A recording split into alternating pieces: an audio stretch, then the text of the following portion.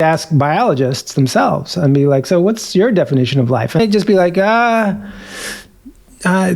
they might have some definition, and then the next person would have a different one.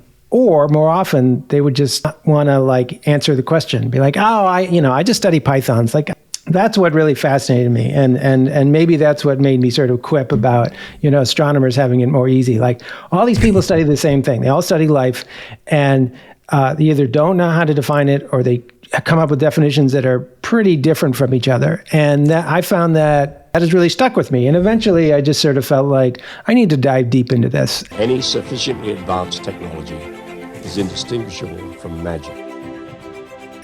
Welcome, everybody, to a very promising and lively episode of the Into the Impossible podcast. I started this podcast in earnest in 2020 during the pandemic, when I said I was your fearful host, but I've become a lot less fearful and a lot more fearless since the advent of things like perhaps the end of the COVID-19 pandemic. We'll talk with today's guest, who's a renowned communicator, writer, thinker, journalist. It's Carl Zimmer, joining us all the way from the Nutmeg State on the East Coast. I think I got that right. How are you today, Carl? I'm good.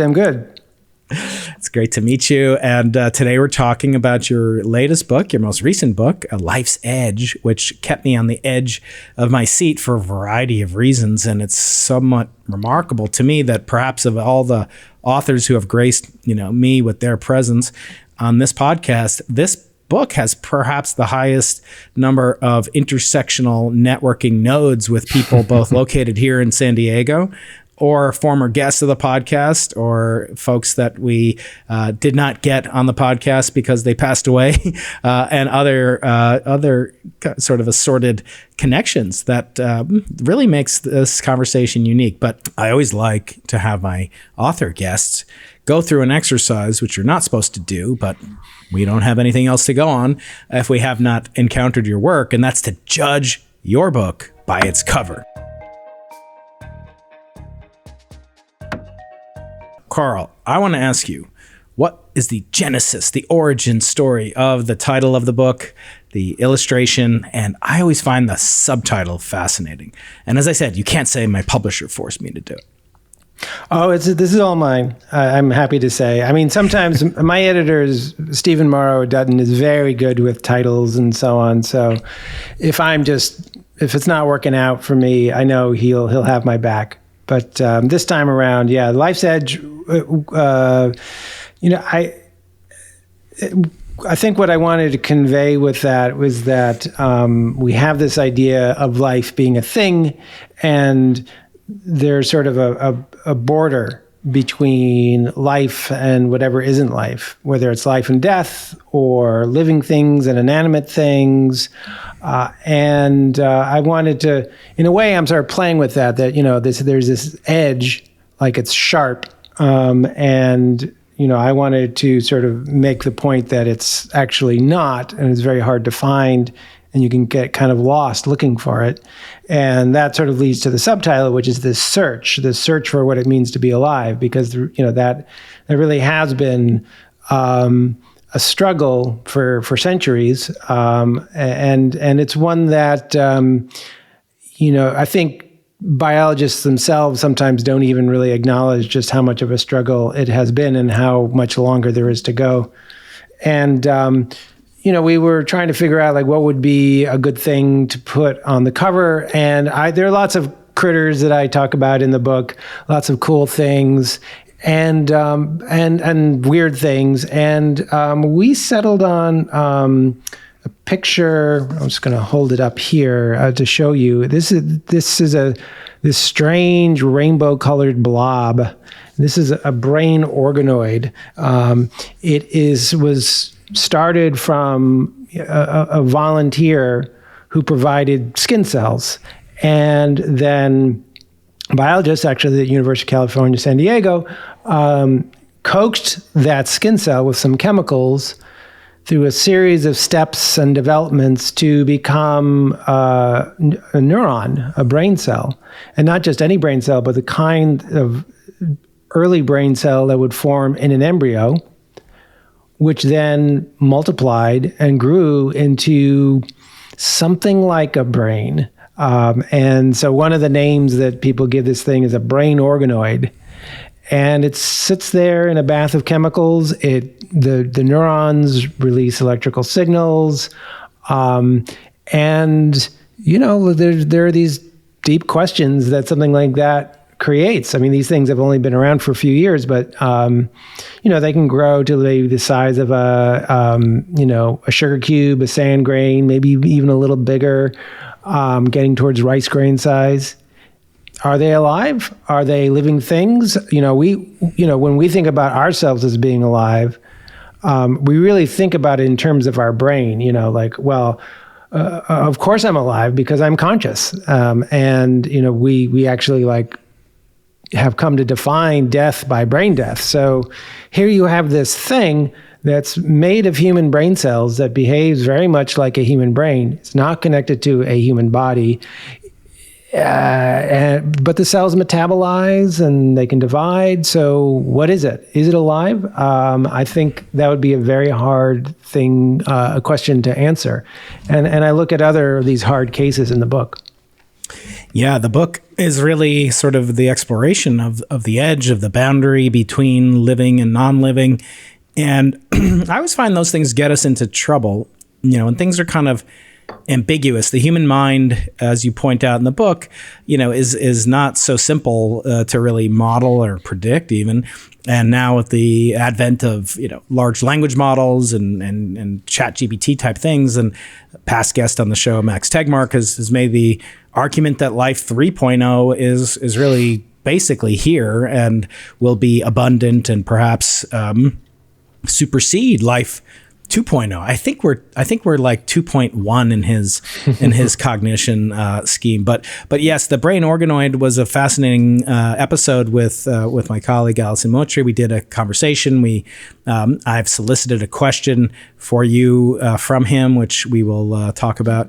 He raves about his experience getting to know you, and there are many connections here at San Diego that we'll get into, including the Miller-Urey experiment. Harold Urey and Miller were eventually here at UC San Diego. Romy Amaro, who's a renowned professor in chemistry, theoretical chemist, who's here, who's did a lot of contributions to some of your piece in the New York Times from a year or two ago when the pandemic was sort of fresh and it was vital to get that information out. But I want to start with maybe a surprising connection, which maybe you didn't know about, or maybe you wouldn't have agreed. Actually, you agreed to come on the podcast after a very cheeky and perhaps annoying tweet of mine where you said, imagine if astronomers couldn't agree on what a planet was, and here we are, we can't agree on what life is. I said, Carl, I have news for you. I have good news and bad news. So we don't agree, and it's not so simplified or simple to really ascertain what is a planet, what is a star even, what is the universe, what is the multiverse. These are all sort of ambiguous things, which relates really to the first topic that I encountered in the book that had a nexus with this podcast. And surprisingly, Carl, that's with Ben Shapiro, who is a friend of mine and has been on the podcast 3 times. And you talk about life. His quote is one of the opening chapters of the book. You talk about life begins at conception. The conservative pundit Ben Shapiro declared in 2017. That's not a religious belief. That's science.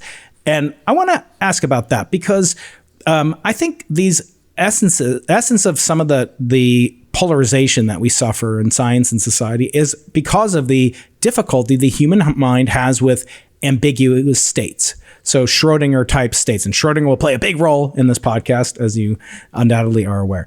So when you have a superposition of possibilities, live and unlive, fetus, a baby, machine gun and anti-tank weapon, you straddle the spectrum of reasonableness, ranging from life begins at conception, as one person might believe, to life can be terminated up until the point of full term birth.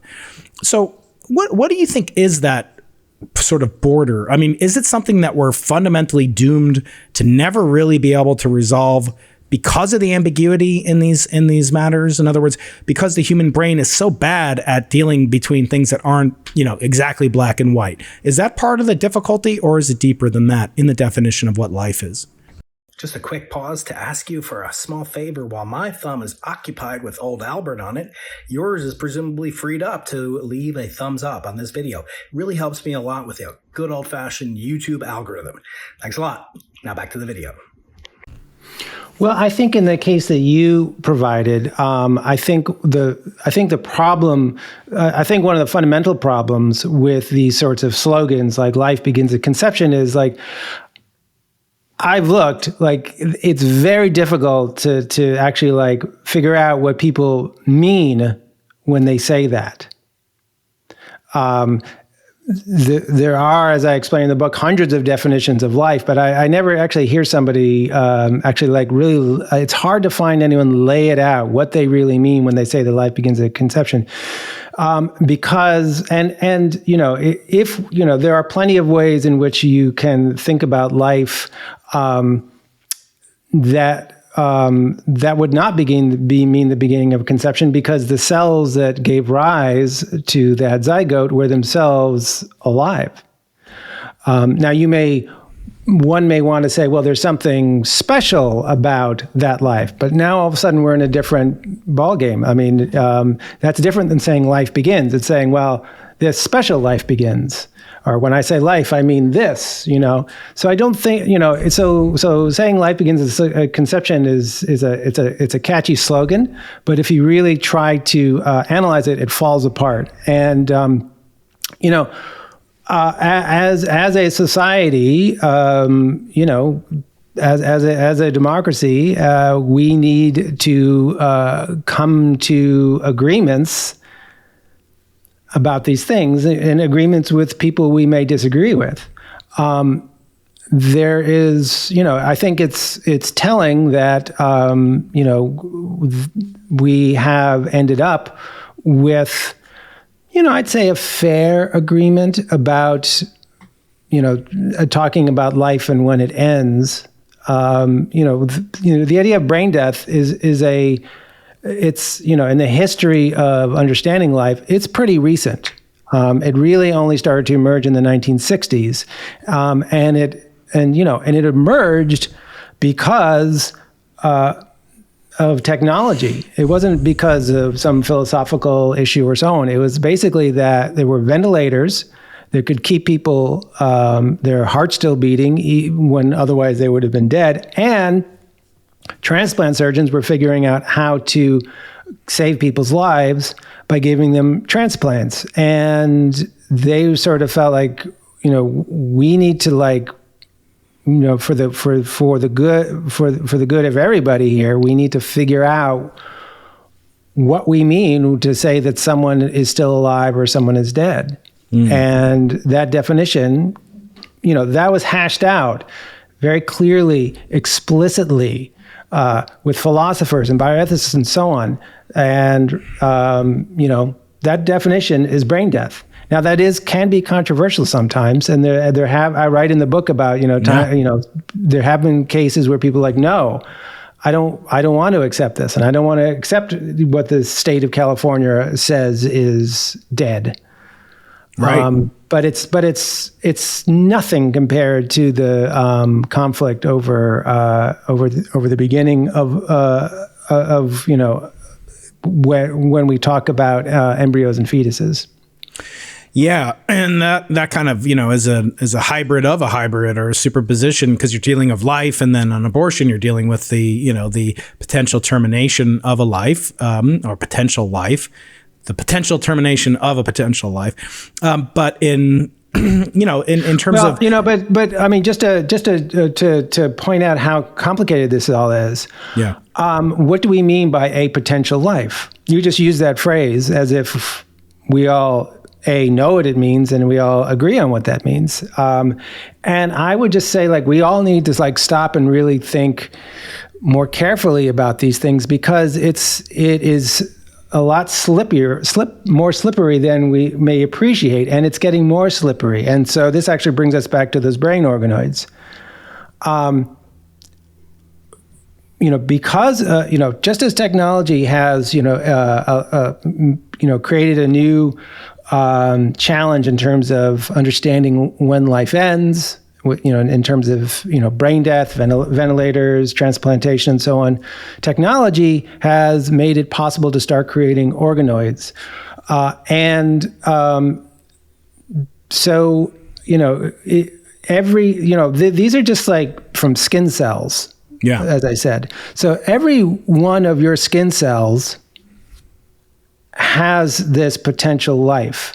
Maybe not a life of someone walking around and, being on a podcast, sure. But, if we define life in other ways by saying, well, brain activity, brain would appear to be brainwave oscillations, development of different layers of the cortex, it's all there. So if every skin cell in our body has potential life, like what is our obligation to our skin? Because we are sloughing off countless skin cells every single day. Sure. Are we getting rid of potential, all those potential lives every day? And I'm not trying to be facile here. I'm just sort of saying, let's really think and rethink about all these terms that we're using, because they're not as simple as we tend to think they are. Yeah, I mean, I've had on several eminent scholars, philosophers of consciousness and the brain and activity, related to that domain, which you just mentioned is sort of the sine qua non of life, like maybe human life or termination of the right to terminate. Although you point out in the book case of a young girl who basically goes through puberty and menstruates and so forth, and she's brain dead. So, but again, getting back to what I think is not the explanation, the resolution of the difficulty, but I think the origin of the problem. When we talk about, pornography is something that when you see it, okay, that affects people, but it's very different from autonomy over one's own body or a living a baby. I mean, nobody ever comes up to a woman who's carrying to term and says, "How's the fetus?" Or "How's your embryo doing?" And they usually say, "How's your baby? When's the baby due?" So again, it's something when you see it. But with pornography, it doesn't impact your autonomy, your freedom, possibly being made criminal in certain locations. So I guess the stakes are so much higher. And even with gun rights, I mean, you don't need you don't have to own a gun, right? There's no mandate. And I think even reasonable people, members of the NRA, would say, look, you can't operate a portable thermonuclear device and call that part of a well-regulated militia. On the other hand, having some mode of self-defense might be applicable to even David Hogg, or some activist on the opposite side. So I guess I'm saying is the stakes are so high combined, with this particular topic. And I think that combined with the human being's inability to deal with these questions, because we are classical creatures. We live in a quantum world. And I think it's appropriate, we should turn to Schrodinger, who did approach this topic way back when in the 50s, when he was an eminent, Nobel laureate, coming up with the canonical equations of quantum mechanics that govern the behavior of essentially all of chemistry and part of physics. And obviously chemistry is very deeply related to life and its existence and its definition. Now, Schrodinger, like these people that I talked to, like David Chalmers, like Nick Bostrom and other people, when I ask them, what is consciousness? I get a 20-minute definition, Carl. And that's okay, because look, we can't define what it means to be a bat, that doesn't affect some woman's right to do something with her body or with a fetus or with a baby, right? But in this case, it does. So I think Schrodinger's question is basically, has not been definitively answered, but I think your book is an approach to surveying the landscape, both from the macroscopic down to the quantum. And I wonder, you've done a lot of work. She Has Her Mother's Laugh is genetic and nature, the history of heritability, Planet of Viruses. You've done a lot in this field. What is it about this question that seems to fascinate you so much so that you've dedicated a considerable amount of your professional career to issues of the biological sciences, life, chromosomes, and viruses, et cetera?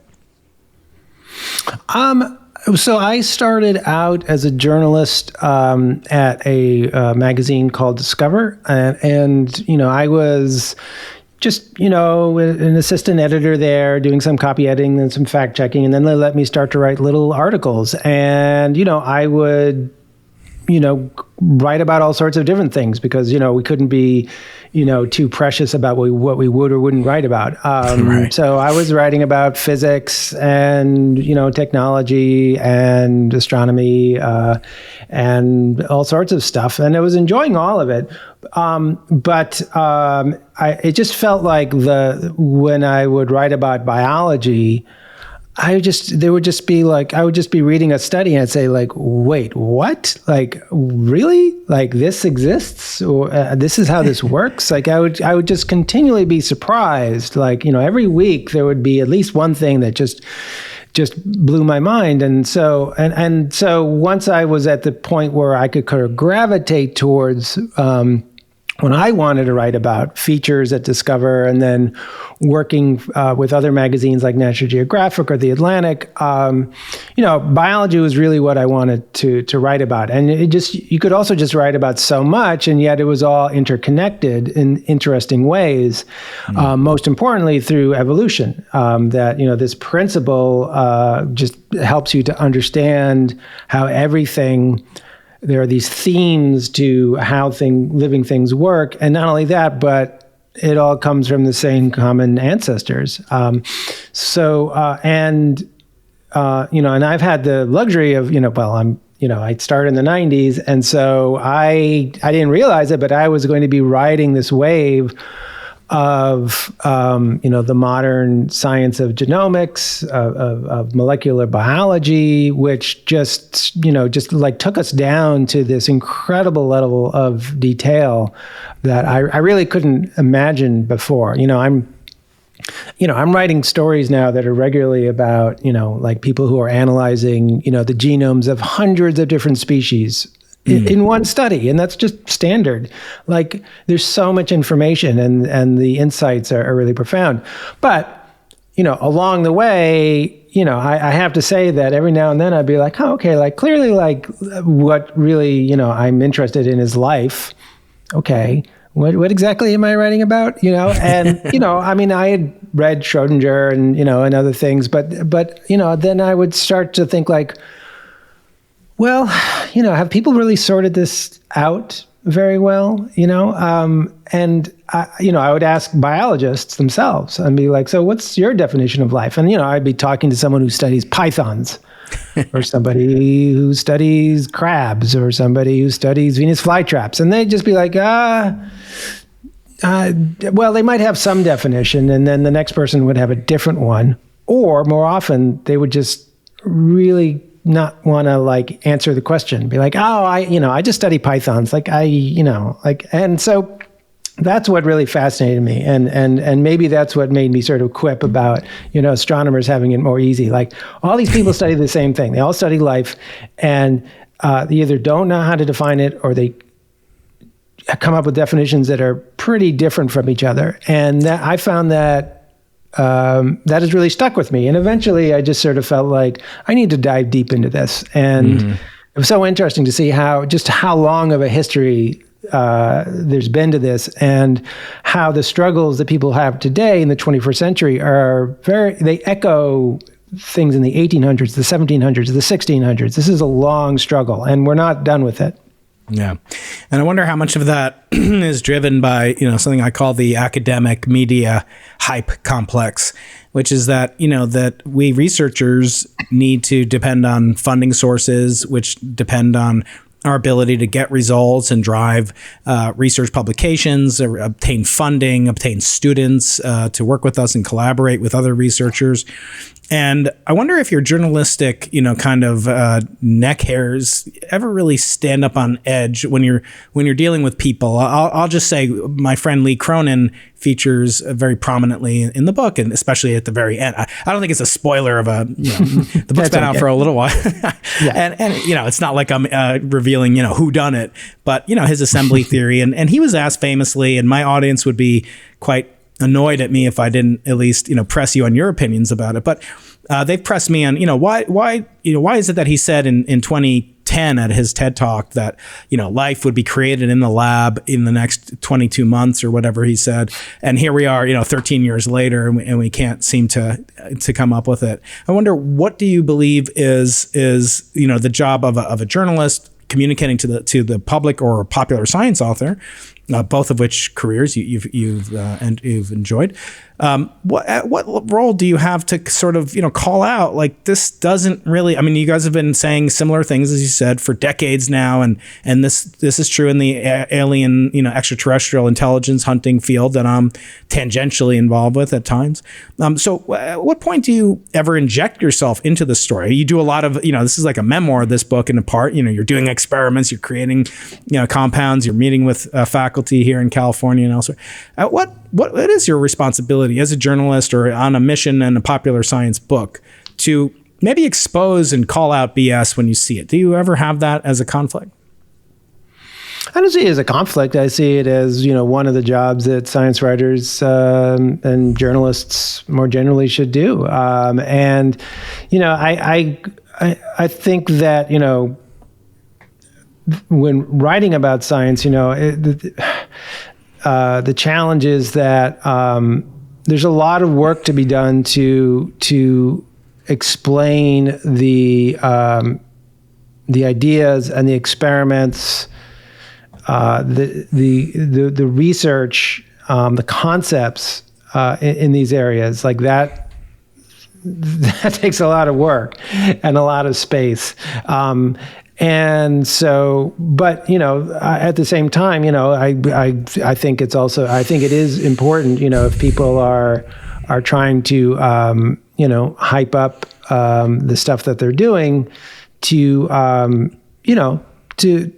take a skeptical look, especially, if people are sort of setting their own goals. I mean, I've done that a lot. I'd say I've done that. I'm trying to think areas where I've done that. With the genome, the human genome. When Francis Collins and others were James Watson were lobbying for the money to do the first draft of the human genome, it was a big ask. They were wanting billions of dollars, and they were trying to justify it. And they were promising that there would be a lot of medical benefits that would come out of it. And I would say 5 years after the draft genome was published in, I guess, what was that, 2001, 2002? Mm-hmm. Yeah. It's not like, people were getting cured of cancer or something like that. Right. And, there were years were going by where, critics were saying did you, what about those promises that you made? And, I think it's important to quote those promises and look at what's happened. Mm-hmm. But I also think that, it's even when you remember the history of these things, it's also important to recognize the complexity, because if I would go say to a cancer biologist and say, they made a bunch of promises, and in 5 years, there weren't any great cancer drugs that came out of it. So I tell you what, you can't use the human genome anymore. They say, whoa, no, I'm sorry, I'm not giving this back. This map of the human genome is a tool that I cannot live without. And the fact is that there are a lot of really promising treatments today. We're talking 2 decades later.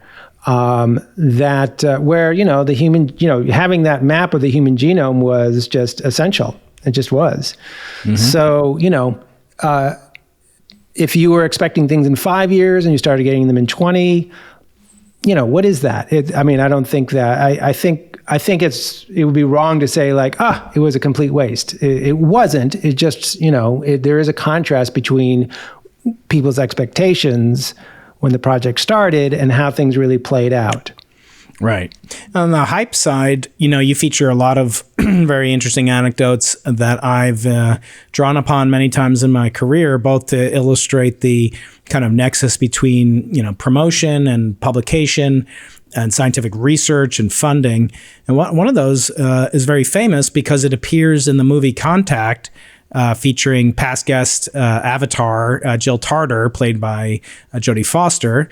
And it was co-written by Carl Sagan and his wife, Ann Druyan, who's been a guest on this podcast, along with her daughter. I think I'm the first podcaster to have both of them on the podcast.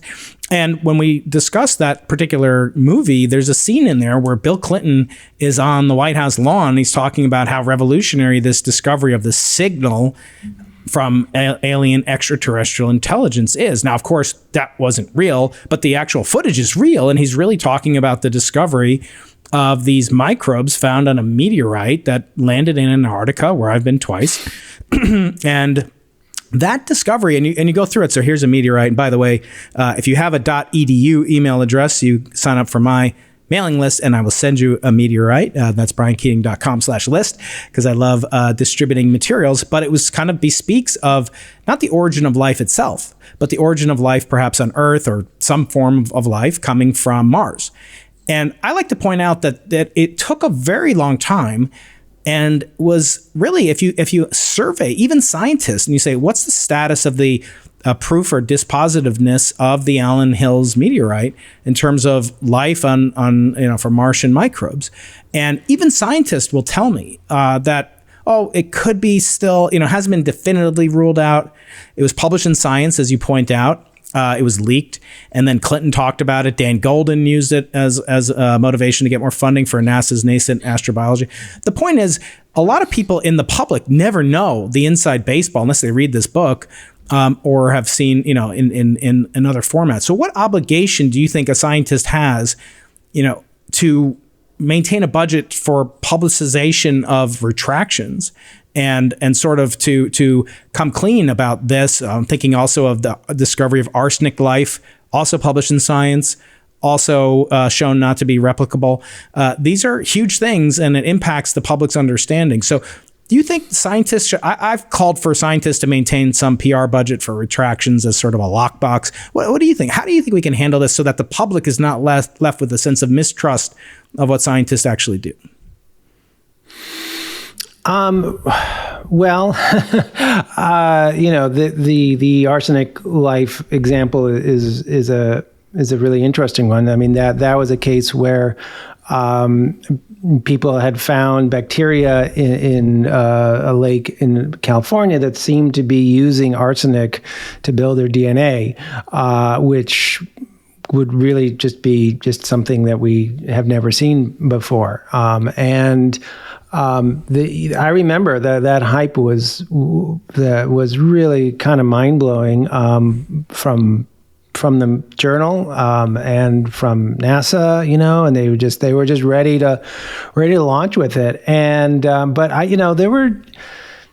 At the time I was writing a fair amount for Slate, and my editor and I, Dan Engber, who's a great science writer in his own right, he's at The Atlantic now, we were saying, just emailing back and forth, I don't know, this seems kind of funny to us. And I had, this was back in the age of blogging, and it was a very small blog that a couple small blogs that I like to read that, I mean small just in terms of they had small audiences, big ideas, small audiences, but I was one of them. And then they were microbiologists and such, and they were like, this doesn't seem right. So I just said, look, let me just go check with a bunch of experts. And so I think I just emailed a dozen, top people, and pretty much they are all like, this is terrible. I'm like, okay, that's the story. So that's what I wrote. I think the headline was this paper should have never been published. I think that was right. In quotes. That was what one of these people said, and it really, I think that accurately reflected this sort of feeling of a lot of scientists. And, they actually then published, their own studies saying look, no, this was all an artifact. You didn't control for things carefully and so on and so forth. that is a part of science, like the sort of getting ahead of your skis. And, it's not a judgment, it's just an observation. And I start the book with someone who got way ahead of his skis about 100 years ago, James Butler Burke, this physicist who thought that he had created life in the lab. And people believed him. He was being celebrated around the world. Like newspapers are calling him, he published a book shortly afterwards about this incredible experiment he did with radium and protein broth. And people are saying this is like on par with the origin of species, This is artificial life. They would use these terms. And it was all wrong. It was completely botched. And, a few scientists, doggedly proved that was the case. But I agree that, it's important to put some focus on, what happens after the big flashy paper. Do the findings hold up? Do they not? Where does science go? Because science is not just one flashy paper at a time. But, the fact is that it's a lot harder to capture people's interests about a retraction of a paper they may barely have remembered reading about if they read about it at all 5 or 10 years ago. So it's not easy. And it's not just doing it doesn't necessarily fix that problem you're identifying. I wonder if it's a journalism problem as much as as a scientific problem, in that, as you say, we've had my own encounter with, front page above the fold in the New York Times discovery, which, then later had to be rescinded, the claims that we made. Not that we didn't make a blunder, we didn't, leave the lens cap on the telescope, but we misinterpreted the signal as coming from the inflationary origin of the entire beginning of time. And in fact, we had seen just specks of dust in the cosmic interstellar wind. And when that was finally retracted to the extent that it was, thanks to a reanalysis of our data, that was on, page 16 of the Saturday edition. That it's the least read edition of the newspaper. So I wonder, if we can sort of have both in terms of ethics and in terms of publicization, there are many kind of ethical edges as well as life edges. We have, for example, I did an interview with James Tour, he's actually how shall I say? He's a Messianic Jew, which means that he was actually born Jewish, became Christian, and he's extremely devout, but highly cited, named distinguished chair at Rice University. And, he presented a survey that was done independently. I think it was done by the National Science Foundation. And it said, ask the public, what is the most advanced form of life that scientists have been able to create? And the majority of respondents said something like a frog. There was admittedly only a few different choices. There was, a cell, DNA, and of course, it's, there's nothing even remotely close to that. But I wonder, and it reminded me of a talk another study by the National Science Foundation that asked Americans how which happened, does the sun orbit the Earth or not? And 25% of Americans said the sun does orbit the Earth. And so, now people aren't publishing papers anymore that say, the sun orbits the Earth the way they might have done in, Ptolemy's day, in the Ptolemy times or the Alexandria times.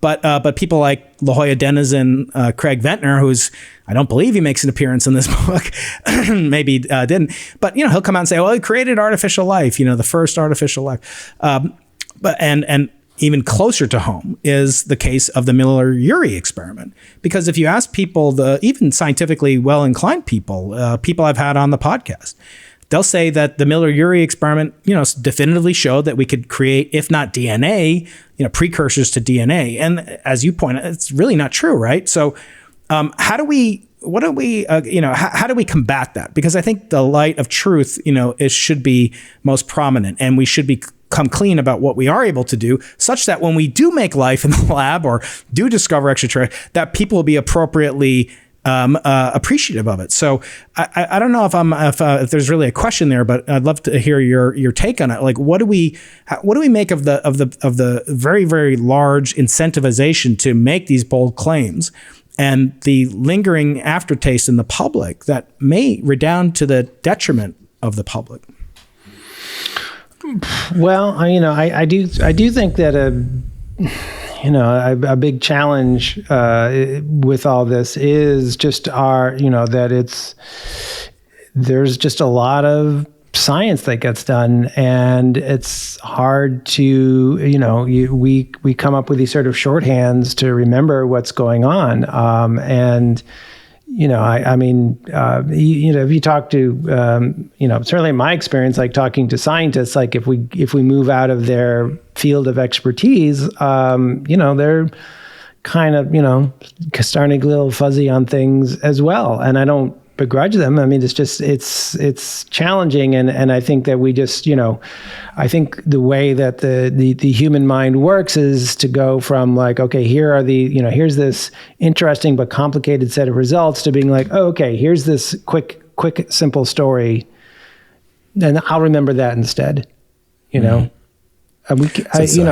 don't think we're going to, solve the problem of the human brain anytime soon.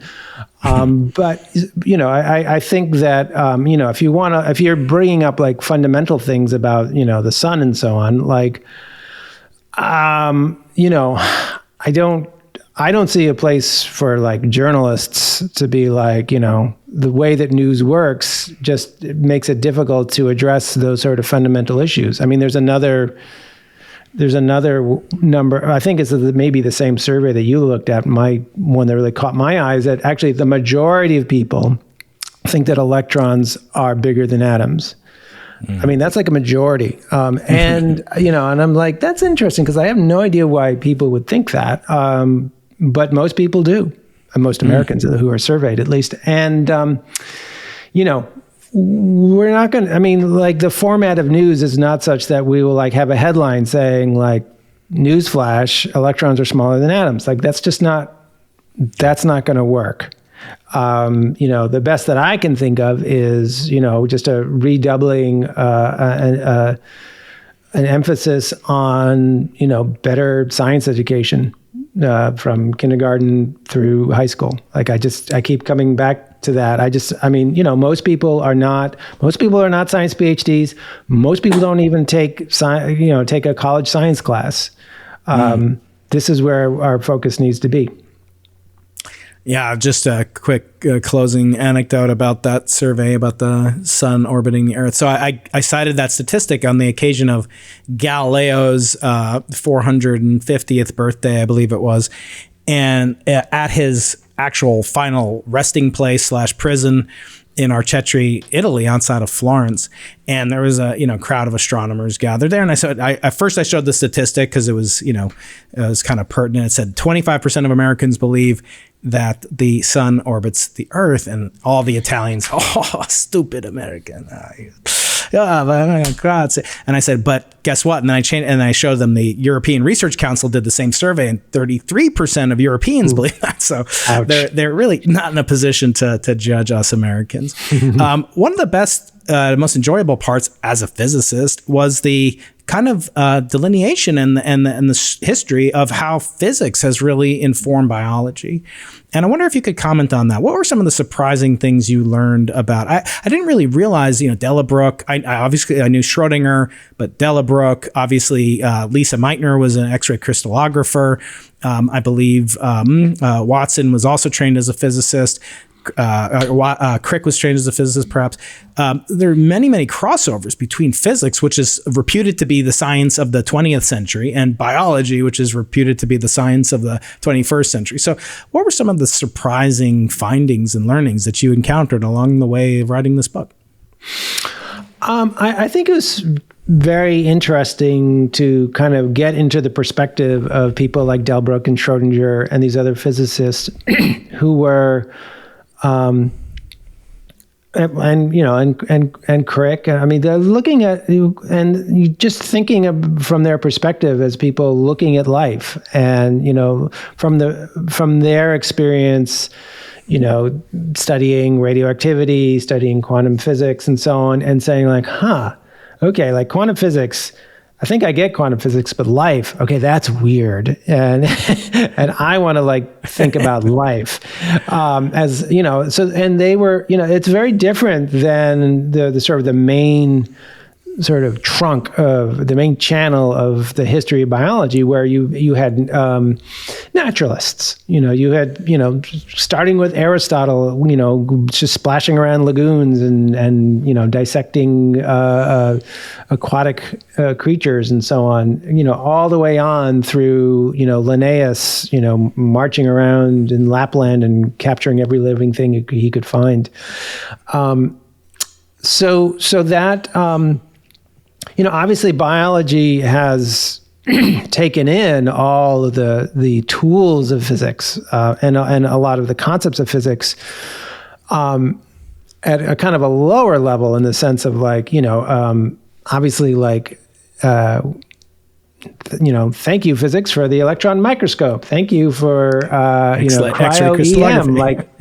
Yeah, exactly. Crystallography. Oh my goodness. And now we have, fancier things like cryo-EM and so on. And that's all great. But, it's, for a day-to-day, biologist, I might be like, okay, great. So now I can really look at the ribosome and how it makes proteins. And that's all I care about. That's all I want to do. I love looking at ribosomes, and that's all I care about. But, the fact is that a lot of these physicists were actually saying, no, wait, I don't care about the many, many details of life. And there are many details of life. I want to know this big question, the question that Schrodinger asked, what is life? I want to ask as a physicist. And, it's really neat to hang out with the physicists today who are still asking that question and still working on these theories and doing some experiments to try to get at that. And, I maybe these physicists will actually build a theory of life. And then we will, maybe someday we will look at life as just a property of matter in the same way we think of superconductivity as a property of matter. Not everything has superconductivity, but there's not just one thing that has superconductivity. There's just these. You can have a theory to understand how, under some circumstances, some materials will have superconductivity. Maybe we can say the same things about life someday. We can't do it now. That's right. We don't have a theory of life. Right. And maybe like superconductivity, it'll emerge as a consequence of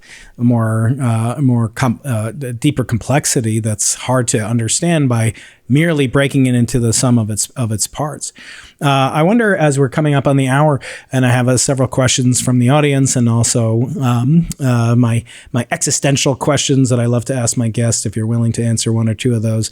When we think about the discovery of extraterrestrial life, moving from the generation of life on Earth, perhaps, but extraterrestrial life, what do you think it would mean to discover there's some other form of life? Perhaps there's life here, as past guest Paul Davies, might hypothesize that there might be a shadow biosphere hiding in plain sight or lurking on some minor body in our solar system. What would you think would be the impact of a discovery? Let's not say Ellie Arroway discovering 5D tesseracts and whatnot, but let's restrict it to there's slime mold planet orbiting around Proxima Centauri B, and that's all there is. But what do you think that would mean for our understanding not only of life but of ourselves?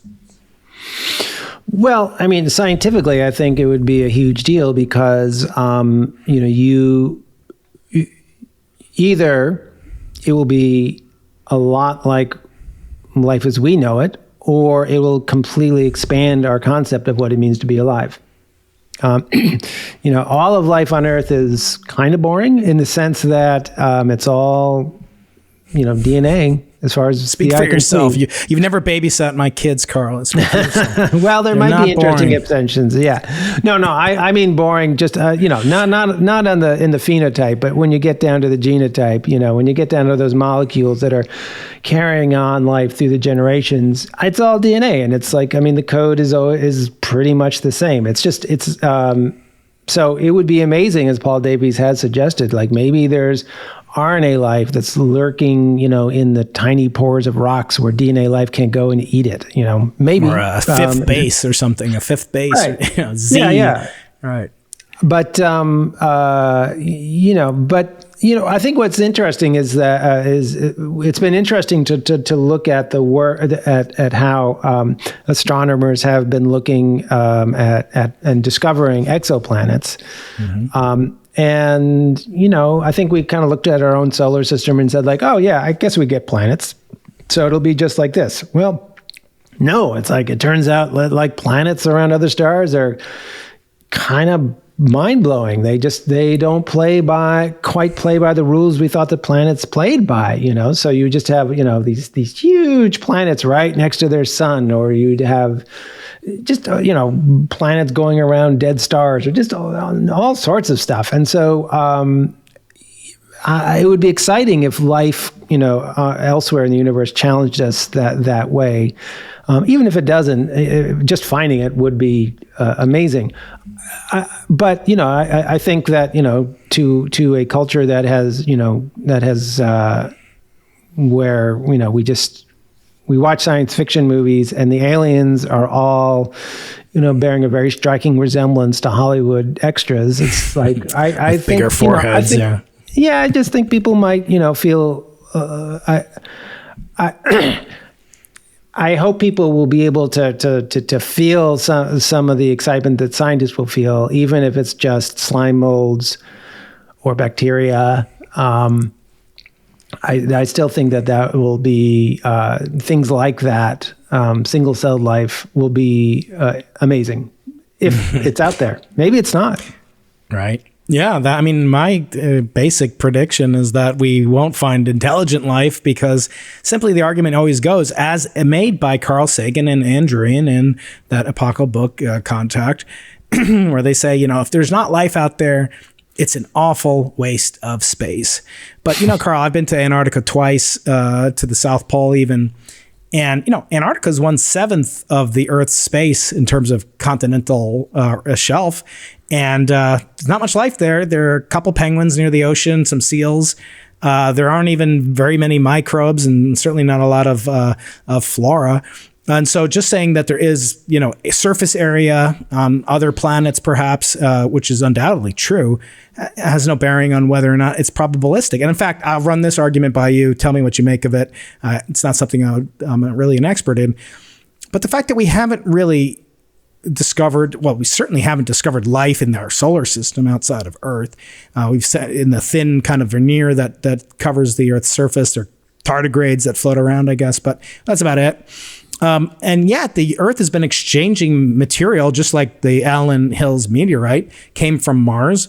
And this meteorite came from the asteroid belt. So too are pieces of the Earth potentially carrying base pairs and DNA enzymes and maybe even microbes and tardigrades, presumably landing on Mars, Enceladus, and other places. So the fact that we don't see any evidence for it, of course, you can't say lack of evidence is evidence of absence, as Carl Sagan also said. But I wonder, it has to tell you something about the prior probability distribution.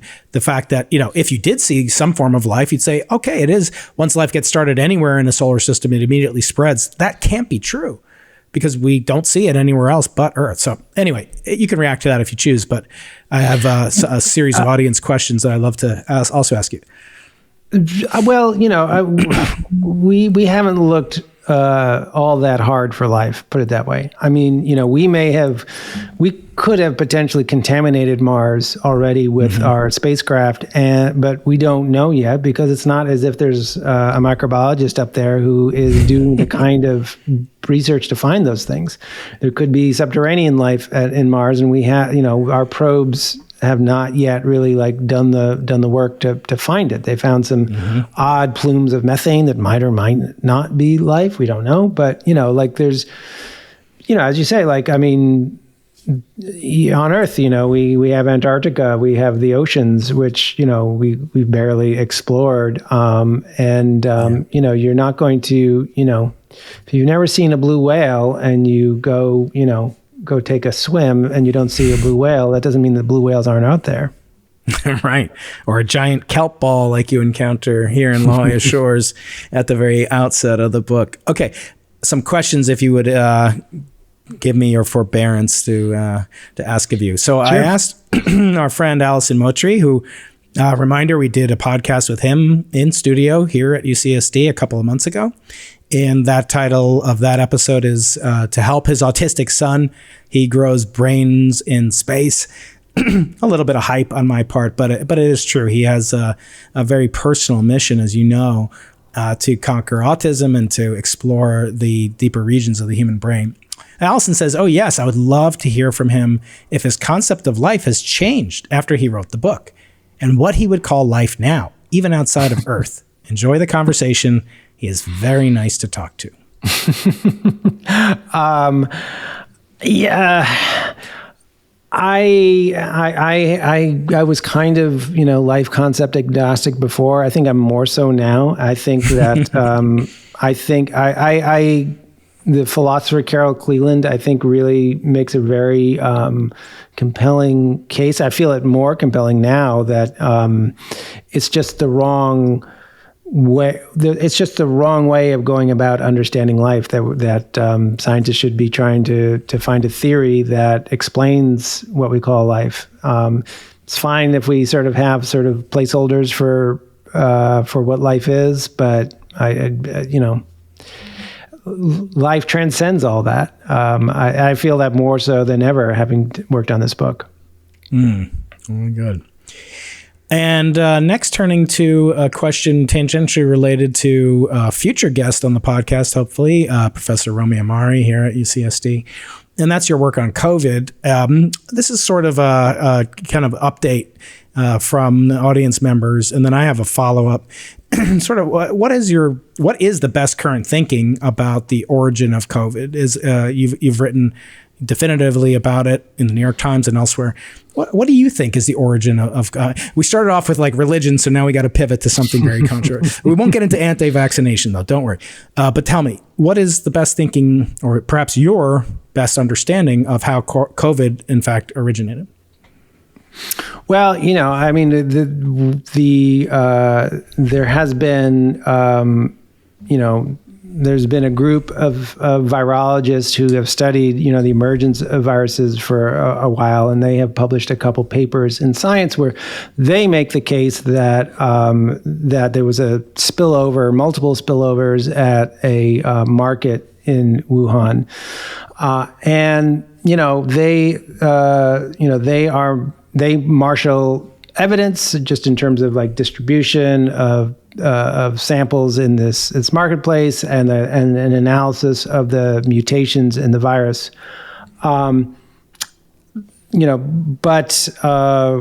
If people want, to have like a, video footage of a raccoon dog that's like coughing, and then that person next to that raccoon dog inhaled it and that person tested positive, and then you can trace from there. They don't have it. We would never be able to get that. The animals that were there were all killed. We're in a tough situation. Now there have been, certainly in congressional hearings talking about, raising questions about what was happening miles away at the Wuhan Institute of Virology. Other people have pointed out this Chinese Center for Disease Control had a facility that was closer to the market.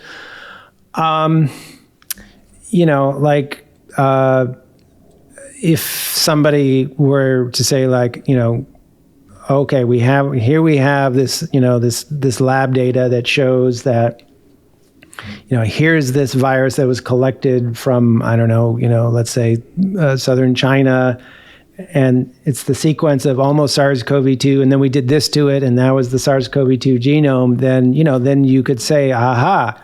But you'd still have to explain why it is that a lot of the early cases appear to have been not just people associated with the market, but just people who lived near the market.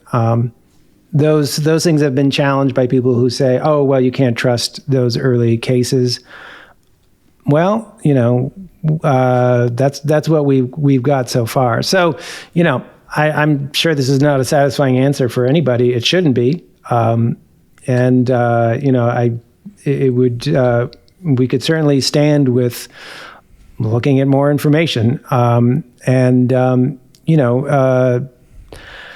I do think that, it's also important to recognize that spillovers are a regular part of the world of pathogens. And, we've seen it with HIV and SARS and influenza and so on. And so, regardless of the specifics of what happened here, we know there are lots of coronaviruses in bats. We know they get into other hosts. We know there's influenza. We know there's Nipah, blah, blah, blah. There are a lot of viruses that are knocking at the door. And so, we need to and also the gain of function type behavior. I've had COVID only once, thankfully. somehow my wife's managed to avoid it, despite the numerous children running around and all of us having gotten it. But I got it, Carl, and I dropped 5 pounds, and I always joke, I dropped 5 pounds from my chin to my stomach. But no, I lost weight. I lost my sense of taste and smell, and it was clear to me there were some, benefits. I mean, I hate to sound callous at all, but I could envision after that, and especially, maybe you'll be sorry I'm saying this, but after reading your book, I almost thought, well, what if like some alien civilization is using us for gain of function for them? I mean, it's pretty far-fetched, especially for someone that doesn't believe there's, advanced extraterrestrial intelligence that's regularly visiting us here in Southern California. But I wonder, Carl, is it not true that gain of function has potential utility? And to say that, we weren't pursuing that in some level, I mean, wouldn't that be kind of negligent on behalf of people that support scientific research and so forth, that maybe there are, not COVID especially, it killed 1 million people plus worldwide, but this concept of gain of function, do you see it as having value? Well, the term gain, gain of function it's not quite as slippery a term as life, but it is pretty slippery. Like when people talk about gain of function in a sort of casual way, I think like, okay, well, what are you talking about? Are you talking about, I think people are, like there's tons of science that goes on that might be described as gain of function, where, cells are being manipulated so they start doing something they couldn't do before. Let's,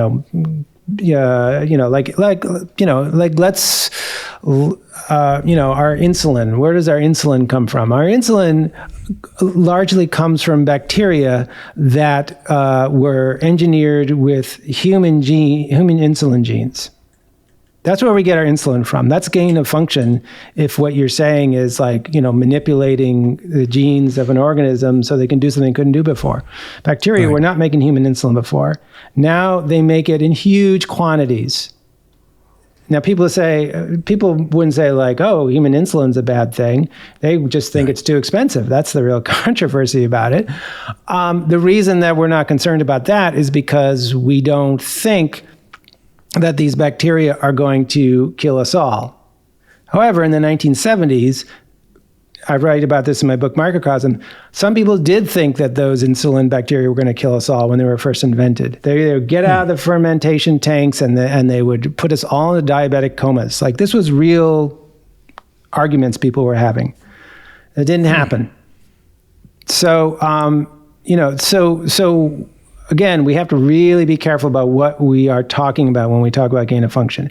And so what a lot of the debate has focused on among scientists and in government circles is specifically about doing experiments on pathogens or potential pathogens, or I should say pathogens that have the potential to become pandemic.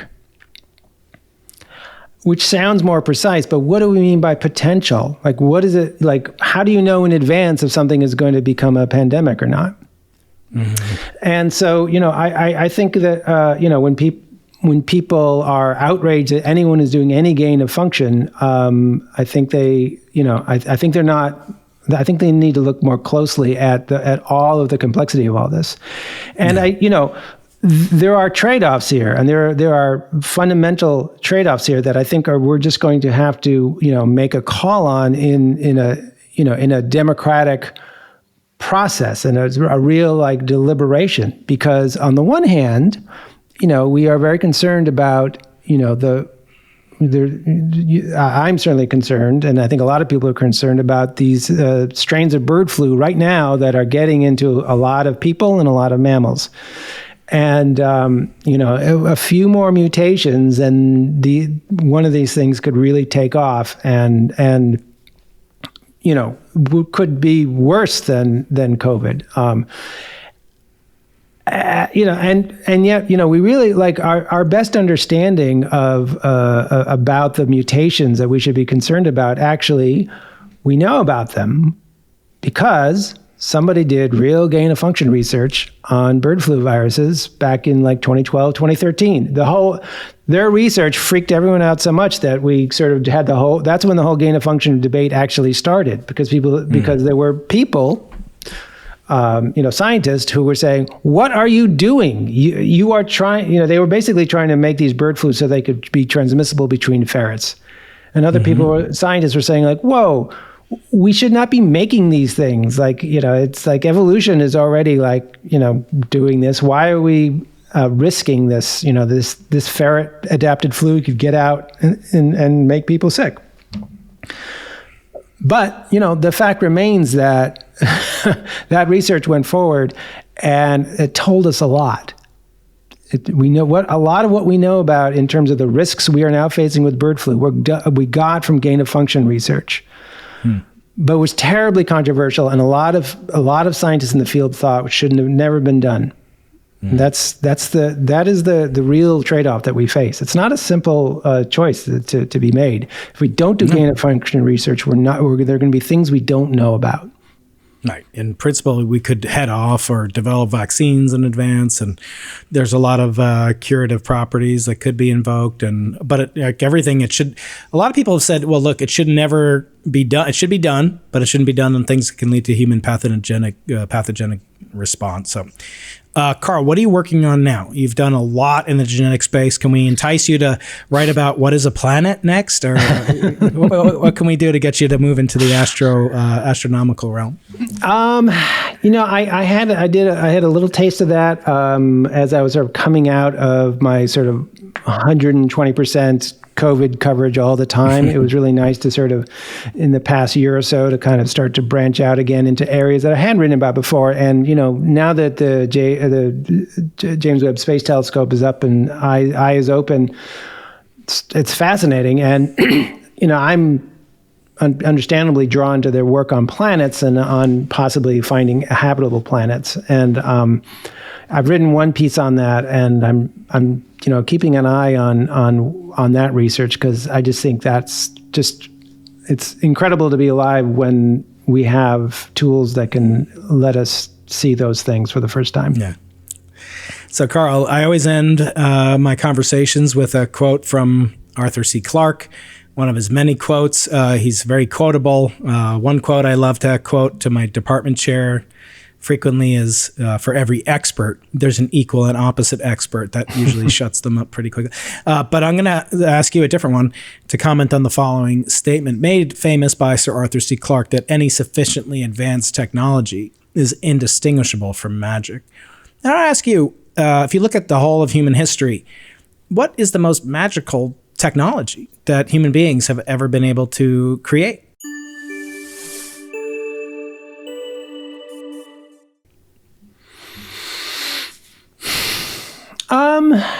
Interesting. I have to say that the first thing that comes to mind is the technology that is making it possible for me to look at you in California right now and have a conversation with you. This is kind of bizarre. Like I think a lot of people got accustomed to what the internet could provide in terms of connection during the pandemic with Zoom, and that was a drag. And anybody who's tried to teach by Zoom as we have knows what a nightmare it can be. But still, this is kind of amazing to me. And I think things that make communication possible. Maybe because I'm a writer, maybe that's what I'm prone to. But I'd have to vote for that, communication technology. Very good. So Carl Zimmer, author of many renowned author of many wonderful books, from Life's Edge we spoke about today to She Has Her Mother's Laugh. We'll talk about that. I think that came out the same month that my first book came out, in April of 2018. So it's the 5th anniversary. So happy anniversary, Carl, to that wonderful book, which is lauded around the world. And this book, of course, received rave reviews. The New York Times called it, shimmering and zipping with his phenomenal prose. And I just want to thank you for sharing your time with us today. And I hope to see you back in the future. And I hope you have a magical rest of your day. From here at the Arthur C. Clarke Center for Human Imagination at the University of California, San Diego, Brian Keating, your formerly fearful host, signing off. Thank you, Carl. Thank you. It's been a pleasure.